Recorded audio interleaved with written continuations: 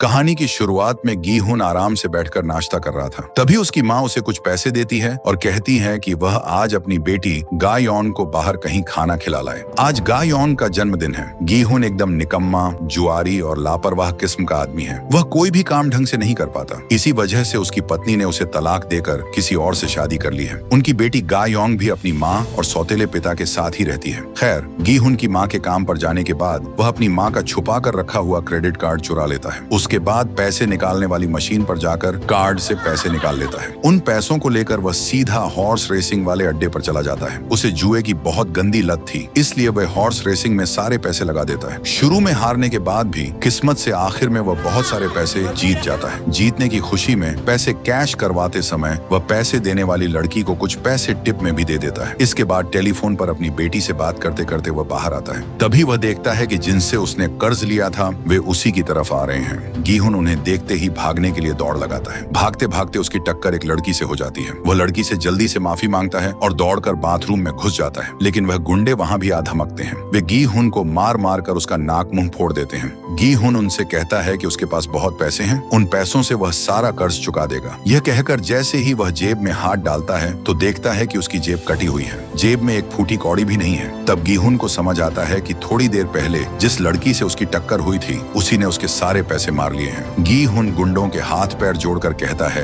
कि वह अगले महीने पैसे पक्का चुका देगा। वे लोग एक पेपर पर गी हुन का अंगूठा लगवा लेते हैं और धमकी देते हैं कि अगर अगले महीने उसने पैसे वापस नहीं किए तो वे गी हुन की एक किडनी और एक आंख बेचकर अपना पैसा वसूल लेंगे। मारपीट खाने के बाद गी हुन वापस उसी पैसे वाले काउंटर पर आता है। उसने थोड़ी देर पहले काउंटर वाली लड़की को जो पैसे टिप में दिए थे वह उनसे वापस ले लेता है। फिर एक सस्ता सा तोहफा जुगाड़ करके अपनी बेटी को लेकर एक सस्ते से होटल में खाना खिलाने ले जाता है। अपने पापा का लाया हुआ तोहफा देखकर बेटी को थोड़ा अजीब लगता है। असल में ये एक बंदूक वाला खिलौना था जो एक लाइटर भी था। इसे घर ले जाने पर माँ देखते ही पक्का डांटना शुरू कर देगी, इसलिए गी हुन बेटी के लिए लाया हुआ वह तोहफा वापस अपने पास ही रख लेता है। वह अपनी बेटी से वादा करता है कि अगले जन्मदिन पर बढ़िया सा गिफ्ट ला कर दूंगा। ये सुनकर बेटी कुछ कहना चाहती है पर फिर चुप रह जाती है। गी हुन भी इस बात पर ध्यान देता है। खैर, बेटी के साथ अच्छा समय बिताकर वह उसे वापस अपनी पुरानी पत्नी के पास छोड़ आता है। बेटी को छोड़कर जैसे ही वह रेलवे स्टेशन आता है, थोड़ा देर होने की वजह से घर जाने वाली ट्रेन छूट जाती है, इसलिए वह स्टेशन की बेंच पर ही बैठ जाता है। तभी उसके पास एक सूट बूट वाला आदमी आता है और उसे एक खेल खेलने का ऑफर देता है। खेल का नाम दागजी है। खेल एकदम आसान है। एक कार्ड जमीन पर रखा होगा और दूसरे कार्ड से जोर से मारकर नीचे वाले कार्ड को पलटना होगा। तो जितनी बार गी हुन दागजी में जीतेगा उसे हर बार 1 लाख वॉन मिलेंगे। लेकिन अगर मैं जीतता हूँ तो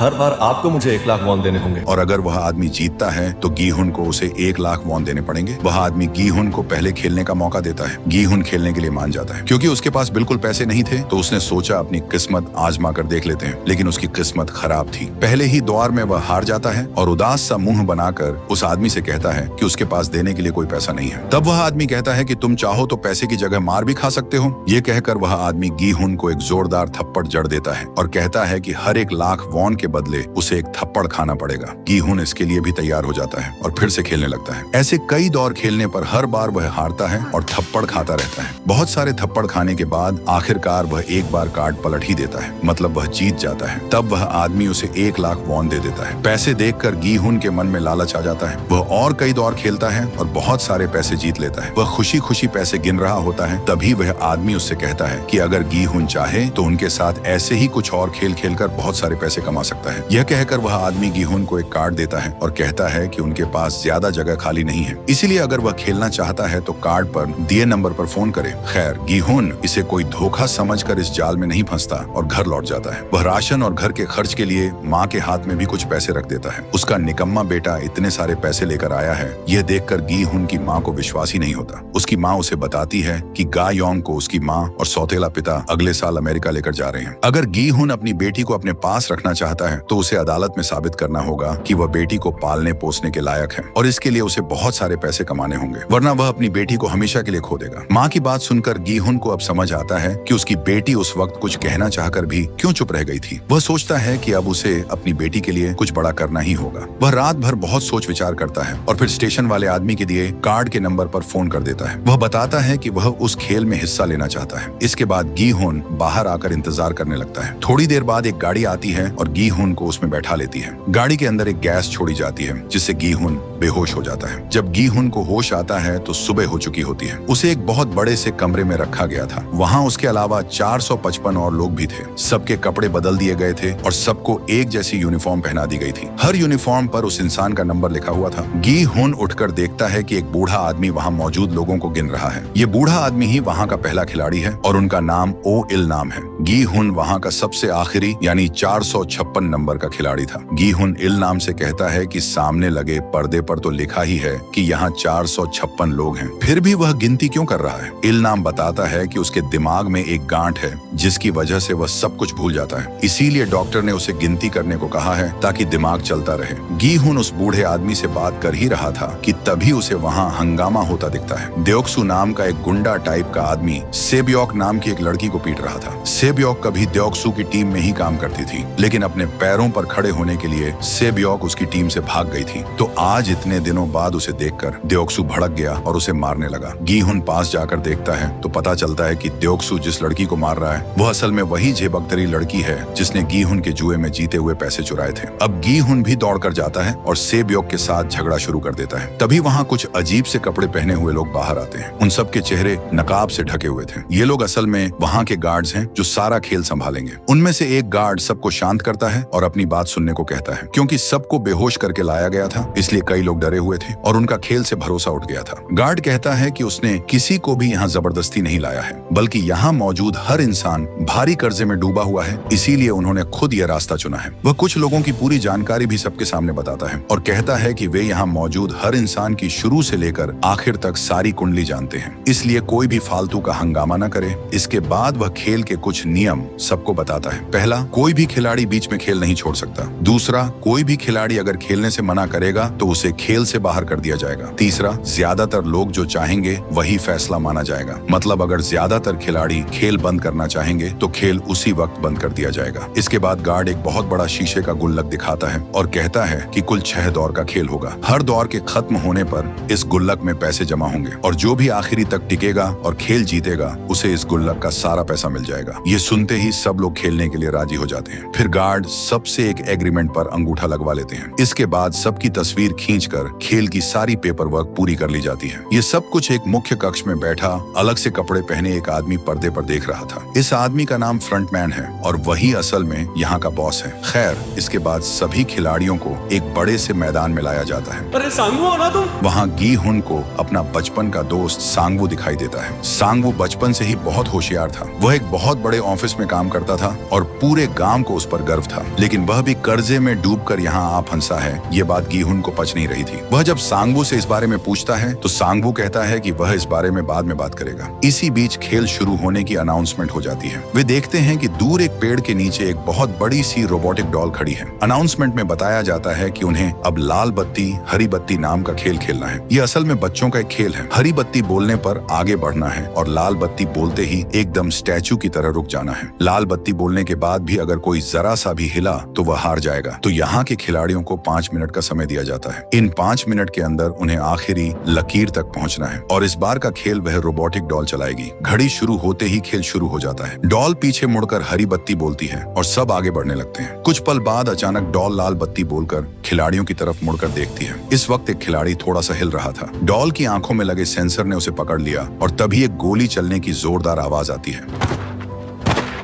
पलक झपकते ही वह लड़का जमीन पर गिर पड़ता है। ये खौफनाक नजारा देखकर बहुत से लोग डर के मारे भागने लगते हैं और तभी भागने वालों पर धड़ाधड़ गोलियां चलनी शुरू हो जाती हैं और वे सब मारे जाते हैं। अब सबको समझ आ जाता है कि उन्होंने इस खेल को जितना आसान समझा था ये उतना आसान बिल्कुल नहीं है। जितना बड़ा इनाम है उतना ही बड़ा खतरा भी है। खैर, खेल के नियम के हिसाब से कोई भी खेल पूरा किए बिना बाहर नहीं जा सकता, इसलिए जिंदा बचे हुए लोग डरते डरते खेल आगे बढ़ाते हैं। इधर गीहुन किसी इंसान के नीचे दब जाता है और बाहर नहीं निकल पा रहा होता।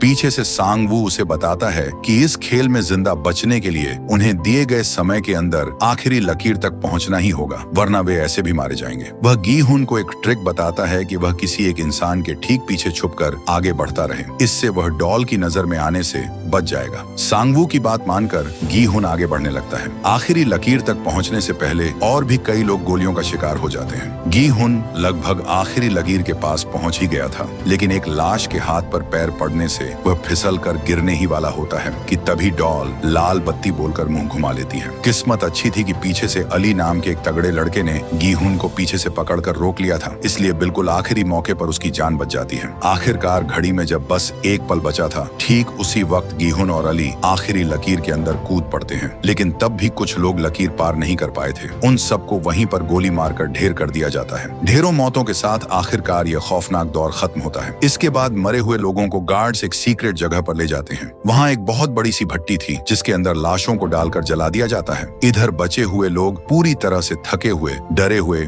और निराश होकर बैठे रहते हैं। तभी गार्ड्स वहाँ आते हैं और घंटी बजाकर सबका ध्यान खींचते हैं। वे सबको पहला दौर जिंदा पार करने के लिए बधाई देते हैं। इसके बाद वे आज के खेल का नतीजा दिखाते हैं। पर्दे पर दिखता है कि 456 लोगों में से 255 लोग मारे जा चुके हैं और अब सिर्फ 201 लोग बचे हैं जो अगले दौर में जाएंगे। लेकिन आज लोगों ने अपनी आंखों के सामने जो मौत का नंगा नाच देखा था, उसके बाद किसी में भी आगे खेलने की हिम्मत नहीं बची थी। इसलिए सब लोग गार्ड्स के सामने हाथ जोड़ने लगते हैं कि उन्हें जाने दिया जाए। गार्ड कहते हैं कि वे किसी को भी जबरदस्ती रोक कर नहीं रखना चाहते, वे सिर्फ उन्हें सजा देते हैं जो खेल के नियम तोड़ते हैं। तो चूंकि खेल के तीसरे नियम के हिसाब से ज्यादातर लोग जो चाहेंगे वही फैसला लिया जाएगा, इसलिए अगर ज्यादातर लोग खेल बंद करने को कहेंगे तो खेल बंद हो जाएगा। इसके लिए उनसे वोटिंग करवाई जाएगी। लेकिन वोटिंग से पहले गार्ड सबको दिखाता है कि पहले दौर के बाद कितने पैसे जमा हुए हैं। तभी उस बड़े से गुल्लक में ऊपर से पैसों के बंडल की बारिश होने लगती है। गार्ड बताता है कि हर खिलाड़ी की कीमत 10 करोड़ तय है और अब तक 255 लोग मर चुके हैं। उस हिसाब से गुल्लक में 25.5 अरब का भारी भरकम इनाम जमा हो चुका है। तो अब अगर खिलाड़ी आगे नहीं खेलना चाहते तो गुल्लक के सारे पैसे मरे हुए लोगों के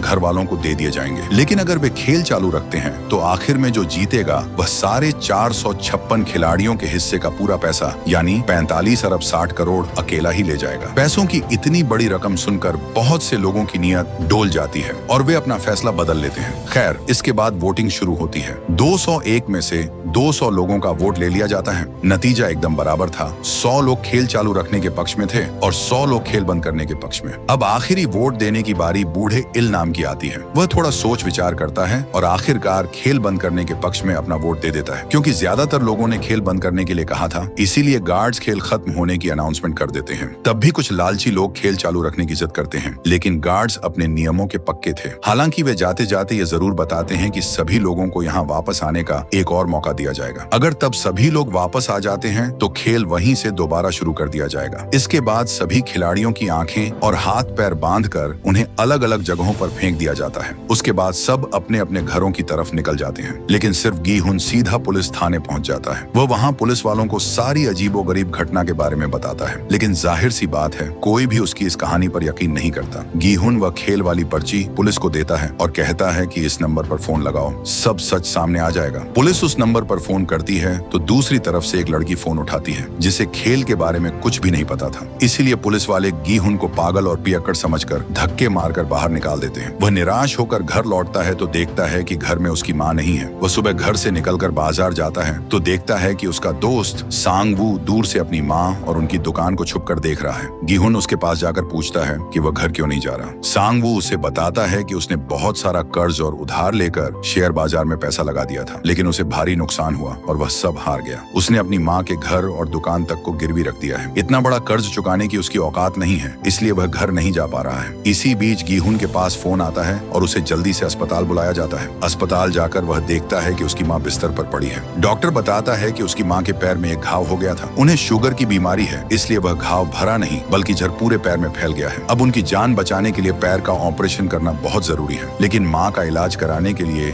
गीहुन के पास पैसे नहीं थे। उसे खुद पर बहुत शर्म आ रही थी। खैर, इधर थाने का एक पुलिस वाला जिसका नाम जुनू है, वह अपने लापता भाई को ढूंढ रहा था। उसका भाई काफी दिनों से गायब है। वह हॉस्टल में अपने भाई के कमरे की तलाशी लेने जाता है और वहाँ उसे बिल्कुल वैसा ही एक कार्ड मिलता है जैसा गीहुन ने आज थाने में दिखाया था। यह कार्ड देखकर पुलिस वाले जुनहो का माथा ठनकता है कि गीहुन ने जो भी कहा था वह शायद सच था, इसलिए वह अब गीहुन को ढूंढने निकल पड़ता है। दूसरी तरफ वह जेबकतरी लड़की से ब्योक वापस आकर एक अनाथ आश्रम में जाती है। यहाँ उसने अपने छोटे भाई को रखा हुआ है। असल में सेब्योक और उसका परिवार उत्तर कोरिया से भाग कर आए हैं। कुछ दिक्कतों की वजह से वह अपने भाई को लेकर दक्षिण कोरिया आ गई थी। अब वह अपनी माँ को भी यहाँ लाने की जुगाड़ में है, इसीलिए वह उल्टे सीधे तरीके से पैसे कमाने में लगी हुई है। पैसे कमाने के चक्कर में वह अपने भाई को भी साथ नहीं रख सकती, इसलिए उसे अनाथ आश्रम में छोड़ रखा है। इधर खेल का एक और बंदा अली एक कारखाने में काम करता था। वह अपने मालिक से अपनी रुकी हुई तनख्वाह मांग रहा था, लेकिन मालिक उसे पैसे देने को तैयार नहीं था। इस बात पर उसकी अपने मालिक से मारपीट हो जाती है। लड़ाई के बीच धक्का मुक्की में मालिक का हाथ मशीन के अंदर चला जाता है और बुरी तरह कुचल जाता है। अली इस मौके का फायदा उठाकर पैसों का एक पैकेट लेकर वहां से भाग निकलता है। वह सीधा घर आता है और अपनी पत्नी से कहता है कि वह तुरंत अपने देश लौट जाए। वह कहता है कि यहाँ का सारा झमेला खत्म करके वह भी जल्दी ही पीछे पीछे आ जाएगा। इधर गी हुन पैसों का जुगाड़ करने की पूरी कोशिश कर रहा था, लेकिन कोई भी उसे पैसे देने को तैयार नहीं था। निराश होकर वह शराब के एक ठेके पर बैठा था। अचानक वहाँ उसकी मुलाकात उसी बूढ़े इल्नाम से हो जाती है। इल्नाम कहता है कि वह फिर से उस खेल में जाना चाहता है। उसे पता है कि वह वैसे भी अपनी बीमारी की वजह से ज्यादा दिन जिंदा नहीं रहेगा, इसलिए मरने से पहले वह जिंदगी में कुछ रोमांच महसूस करना चाहता है। वह जिंदगी का असली मतलब समझना चाहता है। हालांकि गी हुन अभी भी खेल में वापस जाने के बारे में नहीं सोच रहा था। वह पैसों की उम्मीद में अपनी पुरानी पत्नी के घर जाता है। अब तुम जाओ यहाँ से। लेकिन वह उसे बुरा भला कहकर घर से निकाल देती है। थोड़ी देर बाद उसका नया पति बाहर आता है और गी हुन को कुछ पैसे देकर कहता है कि वह आइंदा कभी उनके परिवार को परेशान न करे। यह बात गी हुन के ईगो पर लग जाती है। उसे बहुत गुस्सा आता है। वह उस आदमी को एक जोरदार घूंसा मारता है और पैसे उसी के मुंह पर फेंक कर मारता है। ठीक उसी वक्त गी हुन की बेटी घर से बाहर आती है और अपने पिता को यह सब करते देख लेती है। गी हुन शर्मिंदगी के मारे नजरें झुकाकर वहां से चला जाता है। वह परेशान होकर घर लौट रहा होता है कि तभी पुलिस वाला झुनहो उसे रास्ते में रोकता है और उस खेल के बारे में पूछताछ करता है। वह बताता है कि गी हुन जैसा कार्ड उसे अपने भाई के कमरे में मिला है और उसका भाई कुछ दिनों से गायब है, इसलिए भाई को ढूंढने के लिए वह गी हुन से मदद मांगता है। लेकिन गी हुन की खुद की जिंदगी में इतने पंगे चल रहे थे कि वह मदद करने की हालत में नहीं था। वह झुनहो की बात अनसुनी करके आगे बढ़ जाता है। घर के दरवाजे पर पहुंचते ही गी हुन देखता है कि दरवाजे की दरार में उसी स्क्विड गेम का एक इन्विटेशन कार्ड फंसा हुआ है। वह कार्ड हाथ में लेता है और फिर से उस खौफनाक खेल में लौटने का पक्का फैसला कर लेता है। वह कार्ड में दी गई जगह पर जाकर खड़ा हो जाता है और थोड़ी ही देर में एक गाड़ी आती है और पिछली बार की तरह ही उसे गैस सुंघाकर बेहोश करके ले जाती है। लेकिन इस बार एक गड़बड़ हो जाती है। पुलिस वाला झुनहो गी हुन का पीछा कर रहा था, तो जब खेल वाले गी हुन को गाड़ी में ले जा रहे थे, झुनहो भी उनके पीछे पीछे लग जाता है। बीच रास्ते में जब गाड़ी भीड़ में रुकती है तो झुनहो बड़ी चालाकी से गाड़ी के नीचे घुस जाता है। गाड़ी सीधा एक पोर्ट पर पहुंचती है और एक बड़े से पानी के जहाज के अंदर चली जाती है। जहाज के अंदर गी हुन की गाड़ी जैसी और भी कई गाड़ियां खड़ी थीं, जिनमें बेहोश खिलाड़ी थे। जब गार्ड्स इधर उधर फैल जाते हैं तो झुनहो मौका देखकर एक अकेले गार्ड पर हमला करता है और उसे मार डालता है। उसके बाद वह जल्दी से उस गार्ड के कपड़े और नकाब पहन लेता है। लाश को फेंकने से पहले झुनहो बड़ी चालाकी से अपना पुलिस वाला आईडी कार्ड उस गार्ड की जेब में डाल देता है। इसके बाद वह बाकी गार्ड्स की भीड़ में जाकर मिल जाता है। सबके चेहरों पर नकाब होने की वजह से कोई उसे पहचान ही नहीं पाता। खैर, सबको लेकर वह जहाज एक अनजान और सुनसान टापू पर पहुंचता है। वहां फिर से सबको उस खेल वाली जगह पर लाया जाता है। सबके कपड़े बदले जाते हैं और वही यूनिफॉर्म पहना दी जाती है। सुबह जब सबको होश आता है तो गिनती करने पर पता चलता है कि 201 में से 187 लोग वापस मौत के मुंह में आ चुके हैं। थोड़ी देर बाद सबको बहुत बढ़िया खाना खाने को दिया जाता है। उस दिन किसी को कोई काम करने को नहीं कहा जाता। रात के वक्त उन लोगों के बीच मौजूद मीनियो नाम की एक चालू औरत सिगरेट पीना चाहती थी, लेकिन वहां अपने साथ कुछ भी बाहर का सामान रखना सख्त मना था। एक छोटी सी डिब्बी में सिगरेट छुपाकर रखी हुई थी। सेब्योक भी जानबूझकर उसी बाथरूम में घुस जाती है। अंदर जाकर वह एक छोटा सा चाकू निकालती है। पता नहीं वह चाकू उसने गार्ड्स की नजरों से कैसे बचाकर अंदर छुपा लिया था। सेब्योक उस चाकू से छत का एक ढक्कन खोल देती है। फिर वह छत के ऊपर बनी एक संकरी सी जगह में चढ़ जाती है। वह उस छत के अंदर अंदर रेंगते हुए आगे बढ़ती है और वहां से नीचे रसोई घर में झांकती है। वह देखती है कि गार्ड्स रसोई में बड़े बड़े बर्तनों के अंदर खूब सारी चीनी घोल रहे हैं। ये सब देखकर वह वापस रेंगते हुए बाथरूम में उतर आती है। कमरे में आने के बाद मीनियो सेब्योक से पूछती है कि उसने ऊपर जाकर क्या देखा। सेब्योक उसे बताती है कि गार्ड्स चीनी घोल रहे हैं, लेकिन चीनी घोलने का क्या मतलब हो सकता है, यह बात किसी को समझ नहीं आती। अगली सुबह उन सबको नाश्ता दिया जाता है, लेकिन एक बंदे को नाश्ते में मिली रोटी के अंदर एक गार्ड चुपके से एक पर्ची दे देता है, जिसमें अगले खेल के बारे में लिखा होता है। ये बंदा एक डॉक्टर था जिसका नाम ब्योंगी है। अब इस डॉक्टर का उस गार्ड के साथ क्या नाता था, ये हम बाद में जानेंगे। खैर, नाश्ता खत्म होने के बाद सभी को दूसरे खेल के लिए तैयार होने को कहा जाता है। दूसरे गेम शुरू होने वाली है। जब वे सब मैदान की तरफ जा रहे होते हैं तो सांगवू से ब्योक के पास आता है और कहता है कि उसने कल रात से ब्योक और मीनियो को बात करते सुन लिया था। वह से ब्योक से पूछता है कि सच सच बताओ, तुमने ऊपर क्या देखा था? वह कहता है कि अगर वह सही सही बता देगी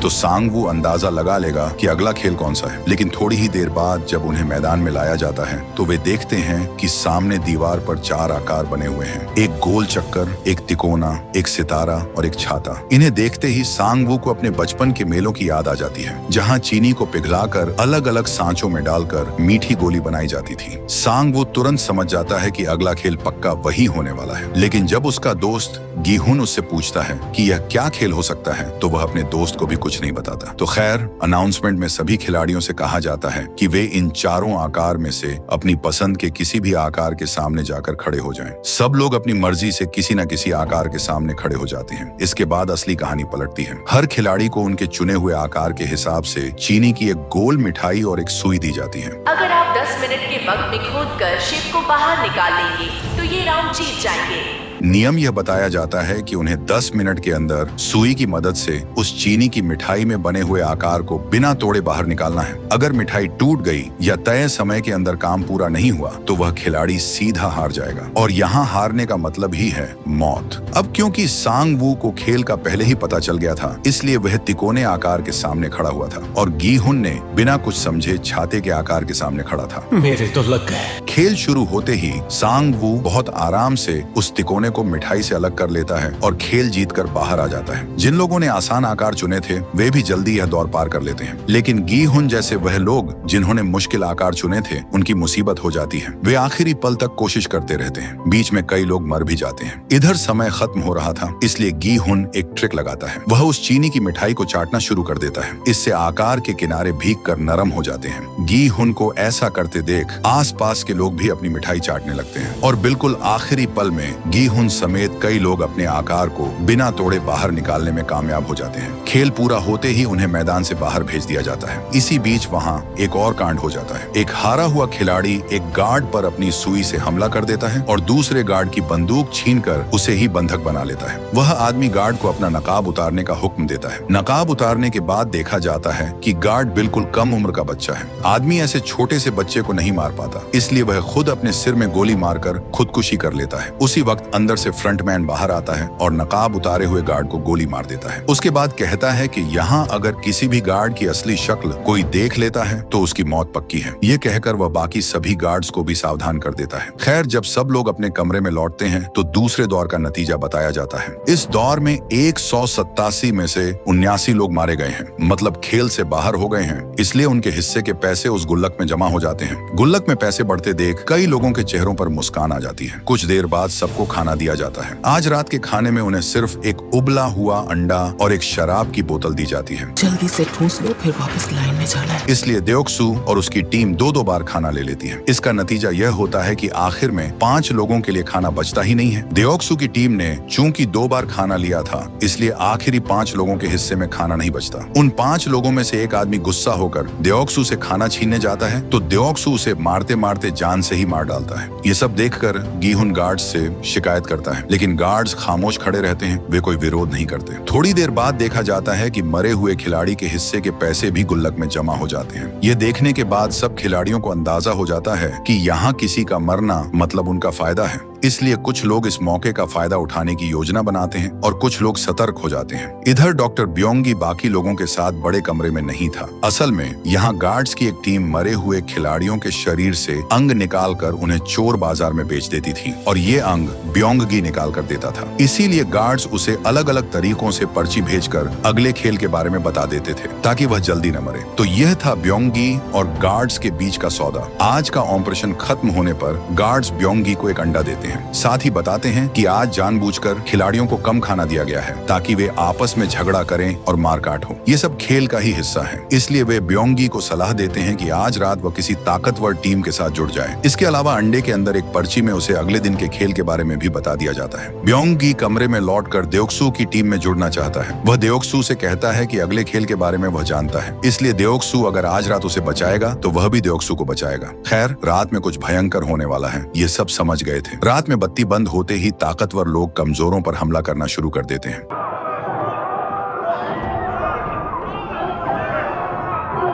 रात के अंधेरे में सिर्फ चीख पुकार सुनाई देती है और लाशों का ढेर लग जाता है। देओक्सू का सेब्योक पर पहले से ही गुस्सा था, इसलिए वह अब सेब्योक पर हमला करता है। सेब्योक को खतरे में देखकर गी हुन और उसकी टीम आगे आकर देओक्सू की टीम का विरोध करती है। इस वक्त बूढ़ा इल नाम एक अलमारी के ऊपर बैठा था। वह यह सब और बर्दाश्त नहीं कर पाता और चिल्लाना शुरू कर देता है। तब फ्रंटमैन गार्ड्स को बत्ती जलाने का आदेश देता है। बत्ती जलते ही गार्ड्स सबको सावधान कर देते हैं और सबसे हथियार छीन लेते हैं। इस वक्त भेस बदले हुए पुलिस वाले झुन हो गी हुन के पीछे आकर खड़ा होता है नाम का कोई लड़का है और धीरे से पूछता है कि इनहो नाम के किसी खिलाड़ी को वह जानता है या नहीं। गीहुन बताता है कि यहाँ वे किसी का भी नाम नहीं जानते। ये सुनकर झुनहो हट जाता है। तो इसके बाद गार्ड्स मरे हुए खिलाड़ियों को लाशें जलाने वाले कमरे में ले जाते हैं और आग में लाशें जला देते हैं। खैर, एक भयानक रात बीतने के बाद सुबह होती है। सुबह सबको तीसरे दौर के लिए मैदान में बुलाया जाता है। पिछली रात 27 लोग मारे गए हैं, इसलिए अब 80 लोग बाकी थे। सभी प्लेयर्स 10-10 प्लेयर्स की टीम बना लें। अनाउंसमेंट में बताया जाता है कि यह खेल टीम में खेला जाएगा, इसलिए सबको 10 मिनट का समय दिया जाता है अपने साथी ढूंढने के लिए। उन्हें एक एक टीम में 10-10 लोगों में बंट जाने को कहा जाता है। देओक्सू अपनी टीम में सब ताकतवर खिलाड़ियों को शामिल करता है और इसके लिए वह टीम से मीनियो को बाहर कर देता है। मीनियो गुस्से में कहती है कि इस धोखे का बदला वह जरूर लेगी। देओक्सू उसकी बातों पर ध्यान नहीं देता, क्योंकि यहाँ सबसे ताकतवर टीम उसी की थी। तो बाकी लोग भी अपने अपने हिसाब से टीम बना लेते हैं। 8 टीमों में सबसे कमजोर टीम गी हुन की टीम बन जाती है। मीनियो आखिरी में आकर टीम में शामिल हो जाती है, जिससे उनकी टीम में 3 लड़कियां हो जाती हैं। साथ ही बूढ़ा इल नाम तो है ही, लेकिन वे और क्या ही कर सकते हैं। किस्मत में जो है वही तो होगा। इसके बाद सबको बताया जाता है कि उनका इस बार का खेल है रस्साकशी। इस खेल का मैदान जमीन से बहुत ऊंचाई पर रखा गया है। वहाँ 2 टीमें रस्सी के 2 छोर पकड़े रहेंगी। इसके बाद दोनों टीमें रस्साकशी करेंगी। जो टीम अंत में हार जाएगी वे ऊपर से गिरकर मर जाएंगे और जीतने वाले अगले दौर में पहुंच जाएंगे। तो इसके बाद पर्ची निकाल कर चुना जाता है कि कौन सी 2 टीमें पहले खेलेंगी। देओक्सू की टीम के साथ टीम 7 का मुकाबला पड़ता है। देओक्सू की टीम बहुत ज्यादा ताकतवर होने के कारण वे आसानी से टीम 7 को हरा देते हैं। तो इसके बाद गी हुन की टीम का मुकाबला टीम 5 के साथ पड़ता है। देओक्सू की टीम के बाद टीम 5 ही बाकियों की तुलना में ज्यादा ताकतवर थी, इसलिए गी हुन की टीम के सभी लोग खेल शुरू होने से पहले ही बहुत घबरा जाते हैं। लेकिन बूढ़ा इल नाम उन्हें भरोसा देते हुए कहता है कि यह खेल सिर्फ ताकत से ही नहीं खेला जाता, अक्ल का भी इस्तेमाल करना पड़ता है। उसने बचपन में यह खेल बहुत खेला है, इसलिए इस खेल को जीतने की ट्रिक वह जानता है। खेल शुरू होने से पहले वह एकदम सही तरीके से सबको एक एक ट्रिक सिखा देता है और उस ट्रिक के अनुसार सब काफी अच्छा खेल रहे थे, लेकिन अंत में वे पकड़ खोने लगते हैं। जब मैं इशारा करूंगा तो एक साथ 3 कदम आगे जाना। तब आखिरी पल पर सांगवू सलाह देता है कि वे सब एक साथ 3 कदम आगे बढ़ें। तो सांगवू की सलाह के मुताबिक ट्रिक लगाकर असंभव को संभव बनाते हुए वे विरोधी टीम को हरा देते हैं। इसके बाद वे स्टेज खत्म करके कमरे में लौट जाते हैं, लेकिन वे कोई निश्चिंत नहीं हो पाते, क्योंकि थोड़ी ही देर बाद रात होगी और सारी बत्ती बंद हो जाएगी। बत्ती बंद होने का मतलब ही है मौत का खौफ। देओक्सू की टीम आज भी जरूर लोगों को मारने के नशे में पागल हो उठेगी, इसलिए अपनी टीम को बचाने के लिए गी हुन फैसला करता है कि आज रात सब एक साथ नहीं सोएंगे। वे समय के अनुसार 2-2 करके पहरेदारी करेंगे और बाकी लोग सोएंगे। तो वे इस तरह रात में पहरा बैठा देते हैं। इधर गार्ड्स आज की लाशों में से कुछ लाशें अलग करते हैं। गार्ड्स ने लाशें जलाने वाले कमरे में भट्टी के अंदर एक सीक्रेट कमरा बना रखा था। वे भट्टी के अंदर लाश डालते तो थे, लेकिन एक खास तरीके से वे फिर लाशों को भट्टी के बाहर भेज देते थे। फिर लाशों को एक दूसरे कमरे में ले जाया जाता था। कैमरे की रिकॉर्डिंग वाले कमरे में भी उनका एक आदमी होता था, जो इन रिकॉर्डिंग को दूसरी रिकॉर्डिंग के साथ बदल देता था। तो चुनी गई लाशों को अलग करके वे डॉक्टर ब्योंगी को खबर देते हैं। ब्योंगी आकर अंग निकालना शुरू करता है। इस वक्त गार्ड्स के साथ भेस बदले हुए झुनहो भी मौजूद था। अंग निकालते समय गार्ड्स एक लाश को लेकर मजाक कर रहे थे। कुछ दिनों पहले उन्हें एक लाश मिली थी। उसका अंग निकालने गए तो देखा कि उसकी सिर्फ एक ही किडनी है, क्योंकि उसकी सिर्फ एक ही किडनी थी। यह सुनकर झुनहो के सीने में जैसे धक्का लगता है, क्योंकि उसके भाई की भी सिर्फ एक ही किडनी थी। तो सर्जरी खत्म होने पर झुनहो और एक और गार्ड को अंग पहुंचाने भेजा जाता है। इस खेल की जगह से बाहर निकलने के लिए एक बहुत ही सीक्रेट रास्ता था, जो खास मेहमानों के मुश्किल समय में भागने के लिए बनाया गया था। यही रास्ता वे अंग पहुंचाने के लिए इस्तेमाल करते थे। तो उनके अंग लेकर चले जाने के बाद वहाँ 2 और गार्ड्स थे। डॉक्टर ब्योंगी पूछता है कि अगला खेल क्या है। गार्ड्स नहीं जानते थे कि अगला खेल क्या होने वाला है, इसीलिए इस बारे में वे कुछ नहीं बता पाते। इसलिए ब्योंगी गुस्सा हो जाता है। वह एक गार्ड को चाकू से बंधक बना लेता है। इसके बाद उनकी मारपीट शुरू हो जाती है। ब्योंगी एक गार्ड को घायल करके बाहर भाग जाता है। इधर सीक्रेट रास्ते से निकलने के बाद जुन जुनहो अपने साथ वाले गार्ड पर बंदूक तान देता है और कहता है कि उन्होंने जिस एक किडनी वाले आदमी की बात कही थी वो जुनहो का भाई है। ये सुनकर गार्ड कहता है कि जुनहो की गलती हो रही है। वे एक किडनी वाले जिस इंसान की बात कर रहे थे वह एक महिला थी। गार्ड जुनहो को बताता है कि उसके भाई को ढूंढना है तो उसे बॉस के कमरे में जाना होगा। वहाँ सब खिलाड़ियों का रिकॉर्ड मौजूद है। जुनहो गार्ड को वहीं गोली मार देता है। उसके बाद बॉस यानी फ्रंटमैन के कमरे की तरफ जाना शुरू करता है। इधर डॉक्टर ब्योंगी का पीछा करके गार्ड से खुले मैदान में आ जाते हैं। वह ब्योंगी को पागलपन करने से मना कर रहा था। वह समझा रहा था कि जल्द ही अगले खेल के बारे में जानकर वह ब्योंगी को सावधान कर देगा। इस वक्त अंदर से फ्रंटमैन बाहर आता है। वह गार्ड से कहता है कि तुम लोग खिलाड़ियों के अंग चुराकर बेचते हो, इससे मुझे कोई परेशानी नहीं है, लेकिन तुम लोगों ने एक बड़ा नियम तोड़ा है। इस खेल की बराबरी को खत्म किया है। इस खेल का सबसे बड़ा उसूल यह है कि यहाँ सबको समान मौका दिया जाता है, लेकिन तुमने डॉक्टर को जानकारी देकर यह बराबरी खत्म की है। यह कहकर फ्रंटमैन गार्ड को मार डालता है। साथ ही अन्य गार्ड्स डॉक्टर ब्योंगी को भी मार डालते हैं। तो भाई लोग, यहीं हमारा पहला पार्ट खत्म होता है। और तुम्हें वीडियो अच्छा लगा हो तो हाइप कर देना और वीडियो लाइक कर देना। और पार्ट 2 चाहिए या नहीं कमेंट करके बता देना। बाकी अपना अच्छे से ख्याल रखो।